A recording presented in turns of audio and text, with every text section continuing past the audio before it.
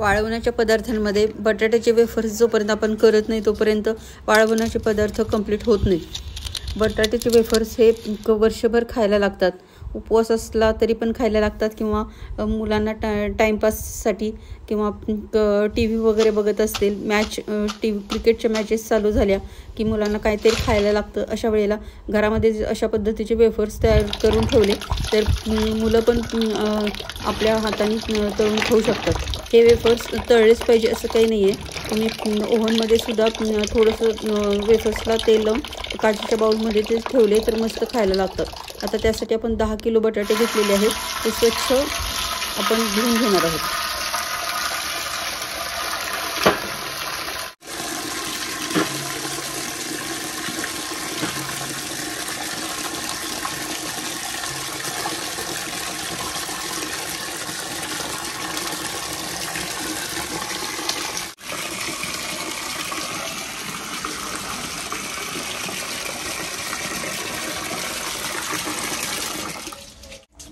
बटाटे अशा पद्धतीनं स्वच्छ धुवून घ्यायचे आणि पाण्यामध्ये 1-2 तासासाठी जर ठेवले तर वरचं साल मऊ होतं आणि साल काढायला खूप सोपं जातं।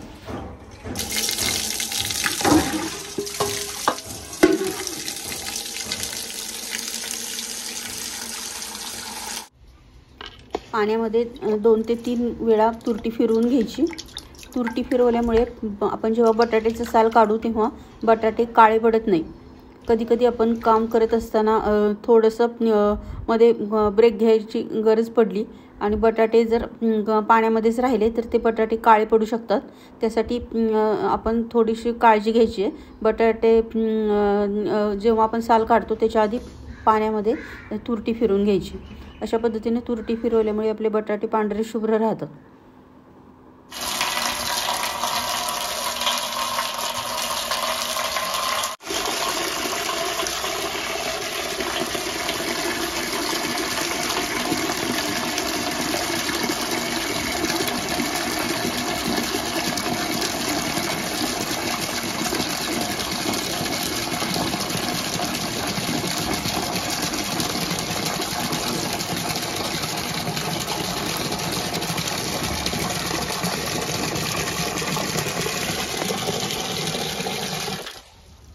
आता आपण अर्ध पातेलं पाणी काढून घेतलेलं आहे आणि फूड प्रोसेसर जवळ बटाटे घेऊन आलोय।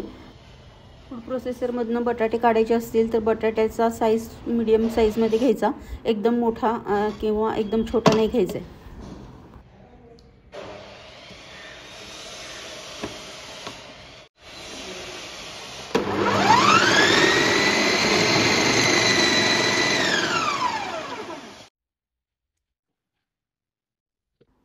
आता फूड प्रोसेसरमधून आपण वेफर्स आपले व्यवस्थित निघालेत का बघूया।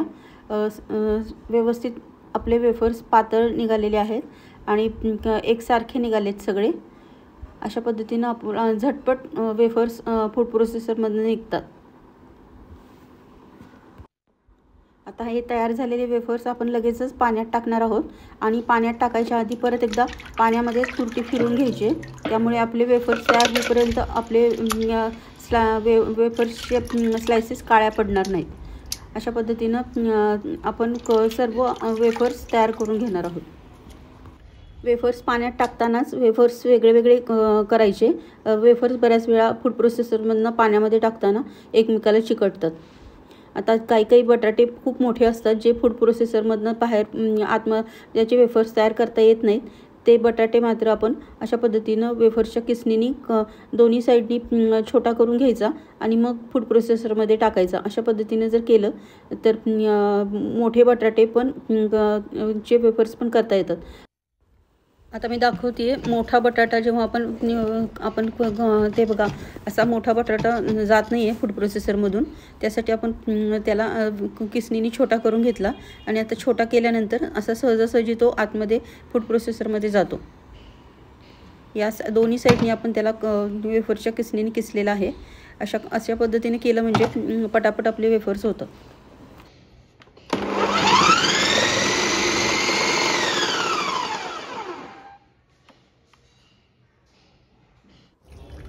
आता आपलं फूड प्रोसेसरनी आपले बटाट्याचे वेफर्स झटपट तयार झालेले आहेत. काही मोठे बटाटे तेवढे आपल्या हाताने पिसले, बाकीचे सर्व बटाटे फूड प्रोसेसरमधनं केले. आणि जो बटाट्यांचा शिल्लक राहिलेले हे जे बारीक तुकडे आहेत हे आपण टाकून देणार नाही आहे. ह्यांचा आपण पुढे काय वापर करणार आहोत ते तुम्ही दाखवणार आहे.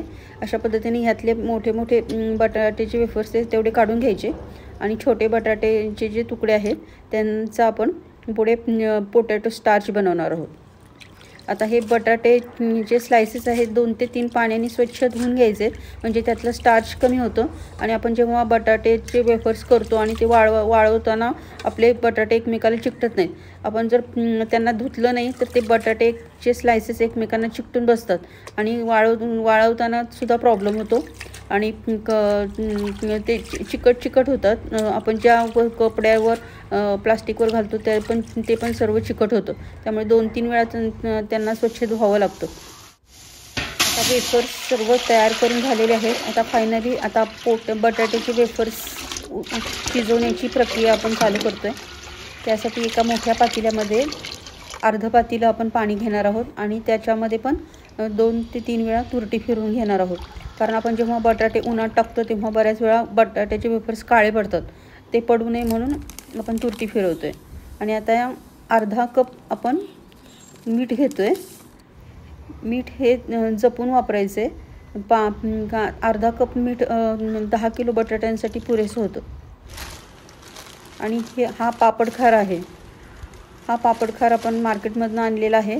हा पापडखार पण घालताना आपण अर्धा टीस्पून घालतो आहे. हे अर्धा टीस्पूनचं मेजरमेंट आहे. यानुसार आपण घालायचं आहे. पापडखार पण घालताना जपूनच घालायचं आहे. कमी पण पडला नाही पाहिजे आणि जास्ती पण नाही झाला पाहिजे, अशा पद्धतीचं पापडखार घालायचं आहे. पापडखारामुळं बटाटे खूप हलके होतात. तोंडात टाकल्या विरघळणारे आपले वेफर्स तयार होतात. आपलं आता पाण्याची टेस्ट करून बघितली आपण, मीठ व्यवस्थित आहे का. पाणी आपण वेफर्स जेव्हा आपले वाळतात तेव्हा ते खारट होतात. त्यामुळे मीठ टाकताना जपून टाकायचं आहे आणि टेस्ट बघायची. व्यवस्थित वाटत असेल तर परत वरनं मीठ घालायची काही गरज नाही आहे.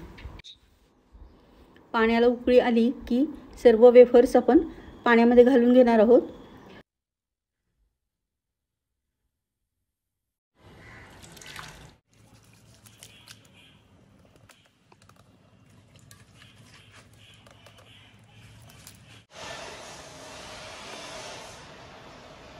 बटाट्याची वेफर्सला फार काही शिजवायचं नसतं.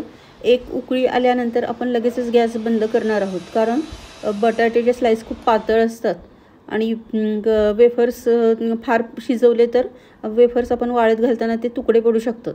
त्यामुळे आपल्याला एकच उकळी आणायची आहे. बटाट्याचा कलर किंचित येलो कलर येतो, पिवळसर आला कलर की आपण गॅस बंद करणार आहोत.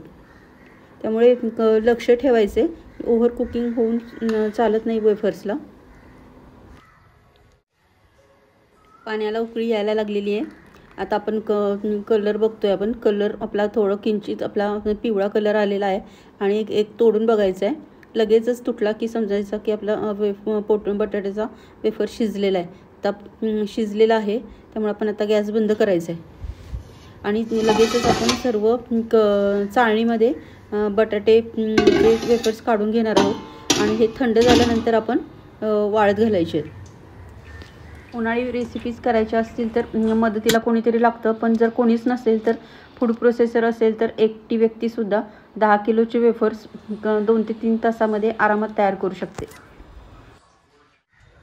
बटाट्याचे वेफर्स आपले गार होत आहेत तोपर्यंत आपण बटाट्याचं जे तुकडे शिल्लक होते त्यांचं स्टार्च कसं करायचं ते पाहणार आहोत.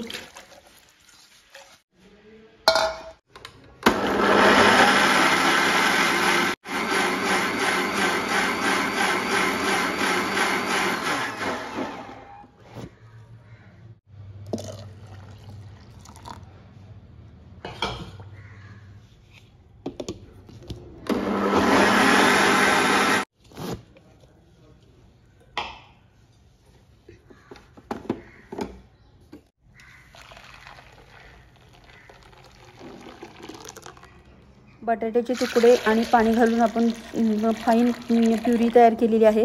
याच्यामध्ये भरपूर पाणी घालायचं आहे आणि ते पाणी वरती राहील आणि नंतर बटाट्याचं स्टार्च आहे ते तळायला राहील. अशा पद्धतीनं 2-3 तासासाठी आपण त्याला रेस्ट करायला ठेवायचं आहे. आता हे रेस्ट झालेलं जे स्टार्च आहे त्यातलं पाणी काढून टाकायचं आहे, म्हणजे आपल्याला ती खाली तळायला राहिलेली कॉर्नस्टार्चची पावडर आहे ती आपल्याला वाळवता येईल.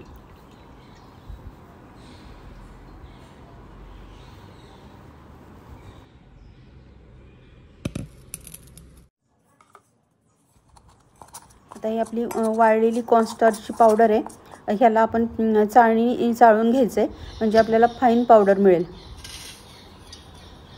ही फाईन पावडर आपण कुठल्या पण उपवासाच्या पदार्थाला बाइंडिंग आणण्यासाठी वापरू शकतो. मार्केटमध्ये ही पोटॅटो स्टार्च अशा पद्धतीचं आपल्याला मिळतं, जे आपण घरामध्ये पण तयार करू शकतो. अशा पद्धतीनं आपले छान सॉफ्ट अशी पावडर तयार झालेली आहे. ही वेगवेगळ्या पदार्थांमध्ये आपल्याला उपवासाच्या वापरता येते. आता आपण गच्चीवर आलो आहे आणि गच्चीवर आपण सर्व वेफर्स व्यवस्थित पसरवून घ्यायचे.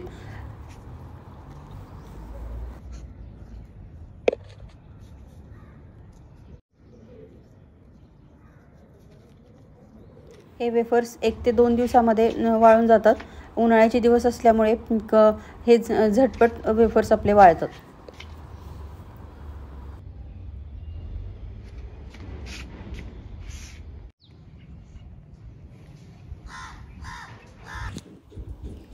उपवासाचे वेफर्स आपले रेडी आहेत. लहान मोठे घरातले सर्वांनाच वेफर्स अतिशय आवडतात आणि आपल्या ह्या उन्हाळीचे आपण वेगवेगळ्या रेसिपीज तयार केल्या होत्या.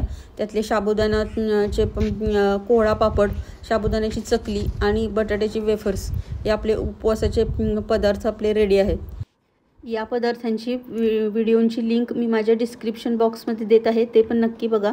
आणि आता आपण कढईमध्ये तेल तापायला ठेवलं आहे आणि आपण वेफर्स तळून बघूया. आता आपण एवढ्या मेहनतीने केलेल्या बटाट्याचे वेफर्स कसे झालेत ते पाहूया. छान तर झालेले दिसत आहेत, मस्त झालेले आहेत आणि छान फुलत आहेत आणि क्रिस्पी खुसखुशीत आपले वेफर्स रेडी झालेले आहेत. अशा पद्धतीनं आपले जबरदस्त झालेले वेफर्स हे मार्केटमधल्या वेफर्सपेक्षाही खायला टेस्टी लागतात.